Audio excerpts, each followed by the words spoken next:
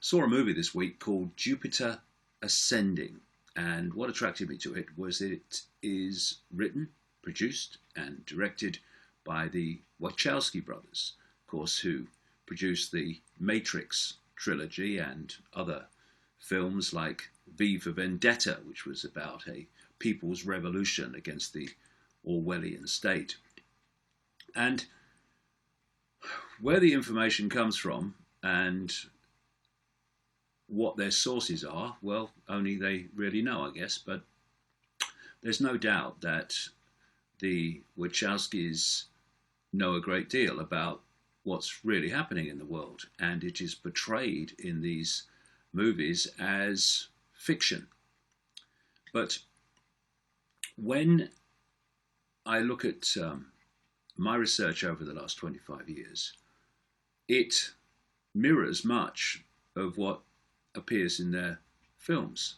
For instance, I talk and write at enormous length and detail about the illusory nature of reality, how this so-called physical world is not physical at all in terms of solidity. It's holographic, illusory solidity. And that is the basis of the Wachowskis' Matrix series, that we're living in a fake reality that we're decoding to believe is real when it's not real at all, which is precisely the themes of my books over the years to present day, getting more detailed all the time. And so when I went to see Jupiter Ascending, I was interested to see what the symbolism was, what the themes were in terms of the plot. Now, to be absolutely honest, I mean, I didn't find the film that riveting, really, from a viewing point of view. Maybe it's just me, but, over the last, decades now, it seems, there's been film after film after film after film with the same basic background, the same basic plot, which involves alien takeovers or police state takeovers. And whether it's alien takeovers or police state takeovers, the police state Orwellian society is always a backdrop to these movies. And there is this whole concept of predictive programming.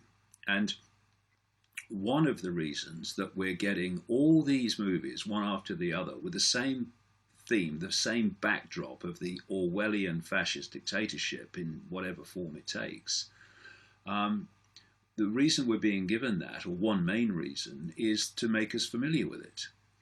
Because when you realize that that very society is not only what is desired to be imposed upon humanity, but is actually being built all around us, not even by the day now, by the minute, then you realize that there's more to at least most of these movies than just a bit of entertainment.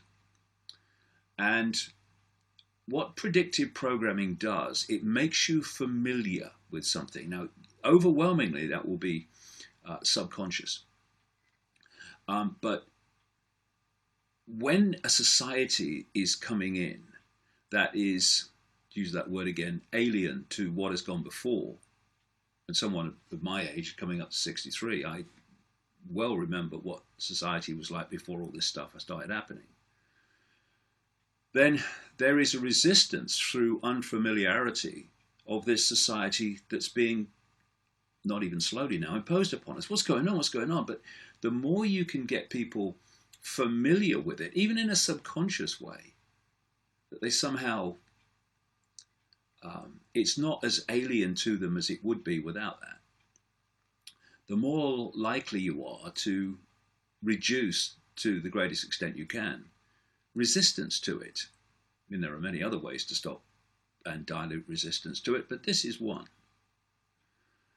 And so when I watch this Jupiter Ascending, I expected the same thing, either alien or police state or both, being imposed upon humanity.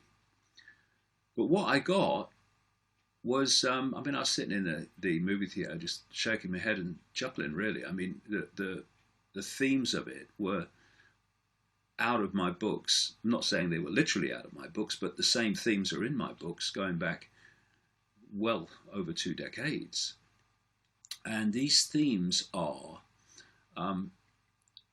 for instance, one of the cast on Jupiter Ascending is quoted as saying that it's like a cross between The Matrix and Star Wars. And if you read my books, then what I'm saying is, in effect, what we are experiencing and the controlling force behind what we're experiencing is, I could say, a kind of mixture of The Matrix and Star Wars in this sense. The Matrix, in the way that we are, as I've explained at length elsewhere, we are downloading all the time an information source, just like a computer downloads information and puts a visual representation of that on the screen, even though it's not like that at all. There's not pictures and graphics and words on the information that the computer is decoding. It's computer codes, it's information codes, and the computer decodes that into what we see on the screen.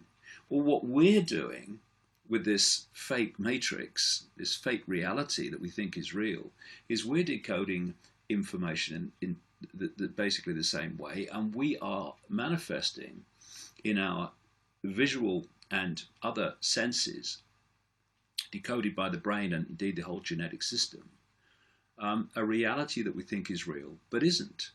And this is why you have this apparent contradiction between the mass of what we call science, studying the world in its so-called and apparent physicality, and at the same time you have quantum physics showing that there is no physicality. Because what mainstream science in almost its totality is doing is studying the illusion, thinking it's real. And what quantum physics is doing is studying the illusion, or at least one level of it. So that's the matrix part of this mix. The Star Wars part of this mix is that there is a non-human force that's behind the creation of this fake reality, that is manipulating our perception of everything, including self and reality and life, so that we unknowingly are slaves and servants to that force. And what I saw in Jupiter Ascending is that very theme that I've been writing about all these years.